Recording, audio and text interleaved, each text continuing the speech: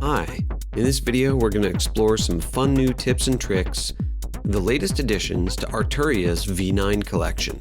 For more great music production content from Attack Magazine, don't forget to hit like and subscribe down below. For those unfamiliar, Arturia's V collection is their flagship collection of meticulously sampled and programmed analog emulations, including analog synths, digital synths and samplers, classic organs, keyboards, pianos, and some new instruments too.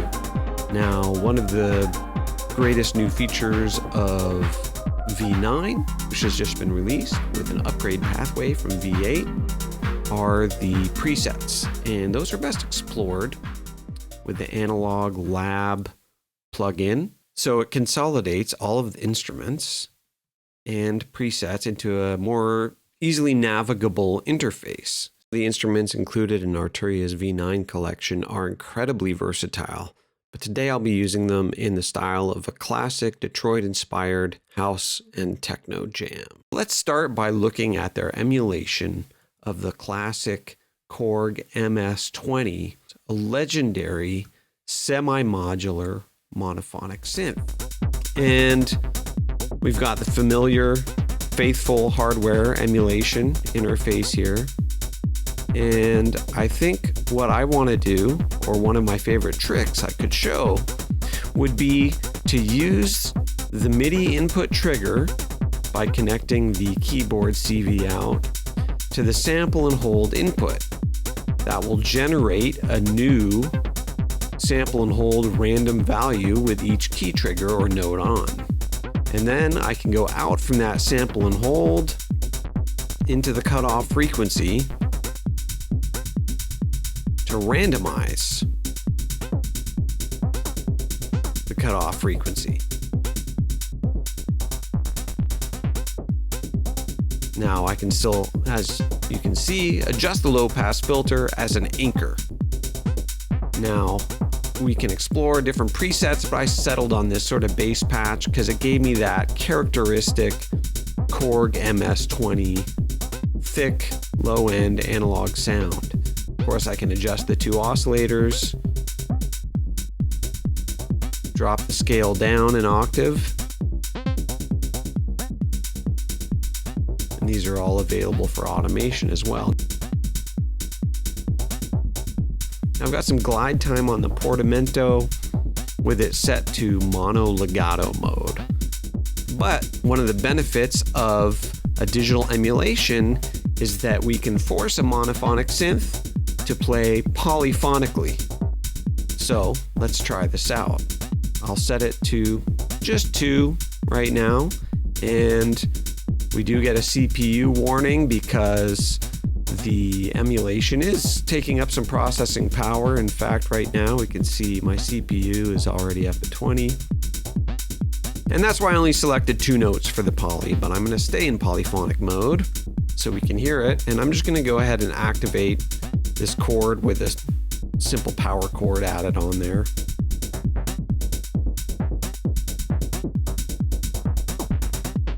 And this is the beauty of digital analog emulation, is we can force our favorite analog synthesizers to do things they never could in the real world. Just open the effects section, and all of the V collection has some incredible effects built in. I'm going to decrease the decay on that reverb and add a little bit of this delay.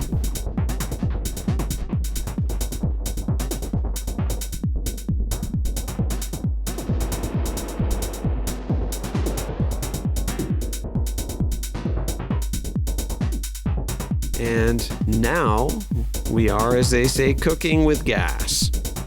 However, as I'm going to demonstrate some of the other Arturia stuff along with this, I think I'll be fine with the mono legato mode. So I'll switch back to that and disable my chord effect to make sure it's playing the root note in that sequence. So now I'm going to go ahead and introduce the Piano V3, which is not a new instrument, but it's been significantly updated with this version of the V collection. So we've got our main page here with a few simple controls, and it's already just sounding so lush and nice. Now, I was exploring the models earlier, and I settled on Pop Grand. The upright pianos, they, as you might imagine, deliver a somewhat thinner sound. And I was exploring the Japanese Grand, which has a much more mellow sound, quite lush though. However, I settled on the Pop Grand for its brightness and satisfying staccato intensity. If I click the advanced pane, we get all kinds of what seem like physical modeling controls. So we've got the resonance of the soundboard, all these sort of acoustics modifications, the noise of the hammer and the key release and sustain pedal. And it's fun to maybe automate the strings here. So I went with a classic house chord type sound for the piano, and the action section gives me the ability to really play with the tone. The hammer hardness gives me something close to a low pass filter, and the hammer position is almost like a notch. Now this is modeling the position of the hammer on the string where the strings are struck. So it's kind of like a bandpass notch sort of vibe, but this is something I would definitely automate to add some flavor to the Piano 5 sound. Of course, we've got our built-in effect section, and the built-in reverb is just so helpful.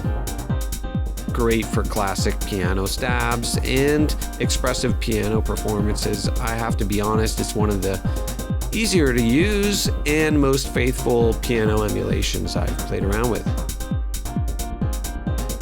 So next I want to introduce the augmented voices.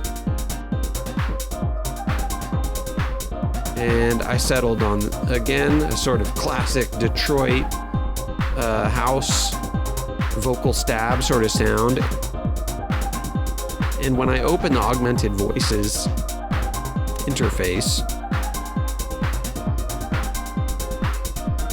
we get access to this quick morph dial, along with some other macros, color, time, motion, but there's plenty under the hood if that's your deal.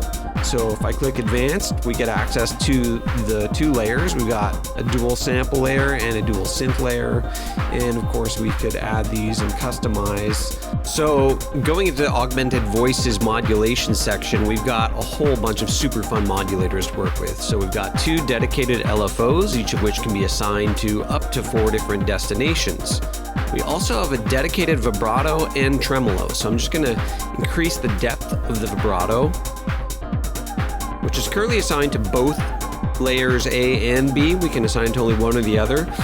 And to make it a little more natural, I think I'll impose a fade in time.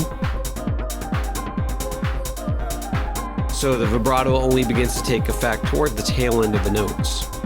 Going back to LFO 1, I can see it's already assigned to filter A and B cutoff, and I'm going to increase that and adjust the shape and set the rate to hertz and reduce the fade on there. Now it's quite slow, and I could modulate that with one of the function generators. So we can use the function generators as custom envelopes, which I can draw in with breakpoints, or these tools, which is incredibly powerful, and we'll explore those later on with another one of the updated synths included with Arturia Collection V9. But for now, I think I'll just select this asymmetrical saw. And right now it's re-triggering with each key, but I can set it to an envelope mode or LFO, so it sort of runs freely. If I click down here, I've selected the function generator as the source. And there we go. Now I've got LFO rate 1 controlled by this function generator. But that's a little static, so I'm going to go ahead and release it and go to the random modulators. And I've got a touring random or a sample and hold random. And I'm going to set it to every yeah, slightly longer rate here. And right now it's on key trigger actually, so I need it to just be on a free running LFO setting, so this rate will actually take effect. And now we can see it smoothly gliding from a new random value to another. And of course, I click random 1 to indicate that this is what I want to use to control, in this case, the rate of LFO1. So that's always a fun trick to add some dynamic movement, randomize. There's also an arpeggiator. And some fantastic effects. I think I will also randomize the distortion of the germanium here. So I have to go and simply, because the random one is already shown to be selected here, then I know that's what I'm assigning this value to, and I can drag it up numerically here as well. And now it's getting a lot more dynamic. I can also assign it to the chorus as well. So the chorus and distortion will be induced simultaneously. And then here we are in the global effects. I think I'll just add a little bit of reverb. So there's another augmented instrument, the augmented strings. And this is great for lush strings and pads. You can go and explore all the amazing presets available here, but I settled on this pad sound with a great expressive morph dial, and the other macros are useful as well. But I wanted to show in the advanced tab a specific effect on the main effects. So we've got layer effects and main effects, and we've got a pitch shift delay, which sounds incredible. So this is like a classic crystallizer effect, and I'll just tab out of the advance, and we can hear that opening up in the high range a bit. And it's time to look at the revamped Prophet VS5. And I settled on these classic digital stabs, and I've always got access to the macros down below. So these sounds are really coming together for this sort of retro 80s Detroit house vibe. And I'm gonna go ahead and in that vein look at the other new instrument added to the collection, the SQ80V, which combines digital circuits with analog filters to great effect. And I thought a digital bell sound worked quite nicely in the context of this sort of retro Detroit house. But the release is a little too long. Now I could go into the synthesis tab and look for the amplitude envelope and mess about with that, but then I'm reminded that it might be easier to just reduce this time factor in the macros. And that's sitting a lot better. Now I'll adjust the timbre. And I think in the synthesis tab, I will increase the resonance. And the Prophet 5 has also been revamped, much like the Prophet VS. And the Prophet 5, of course, is just a beautiful, simple interface for really strong cutting bass and leads, as I've got here. Now, to make this sort of effect cut through even more, I might introduce some noise. It might even benefit from a stronger unison detune. But then we get a little too close to trance territory with those sawtooth waves. Now what might give it a little more character would be to engage the hold. And now all the notes are held, and with the glide on, which we can then automate for different expressions, we've got a much different feel than with the hold off. So now we've got the notes all gliding to one another. Now, if you've ever had the pleasure of playing around with a CS80,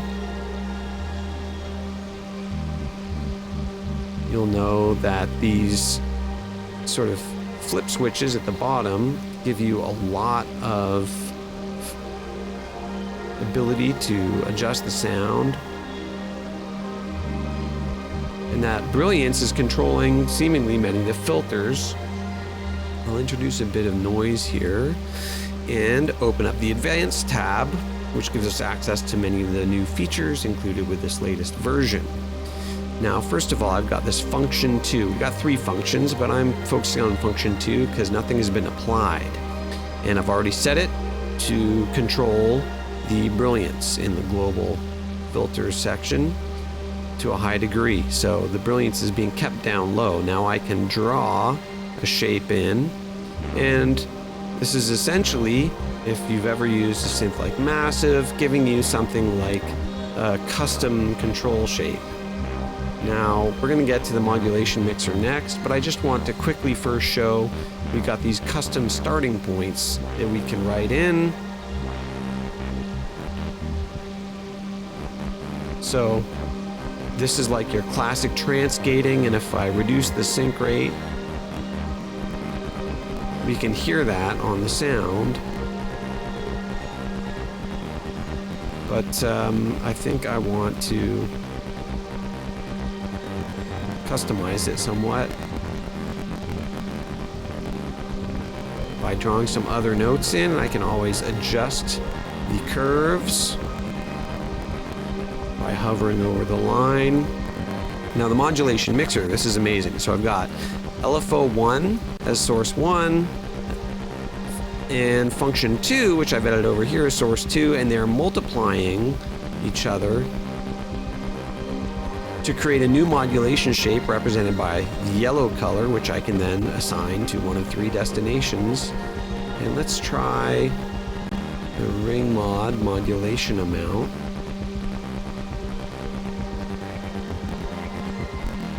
Now, I might need to increase the amount overall for that to do anything interesting, but I'm going to, I think, instead focus more on the modulation shape for the brilliance. I think maybe I'll try this one as a starting point. So now it's going super fast at a quarter note rate. And essentially, along with the keyboard input and new effects, this is a huge improvement to an already amazing emulation of one of the most incredible analog synths. I would say, for me, this alone would be worth considering the upgrade. But this has been a quick look at Arturia's V9 collection. For more great music production content from Attack Magazine, don't forget to hit like and subscribe below, and we'll see you next time.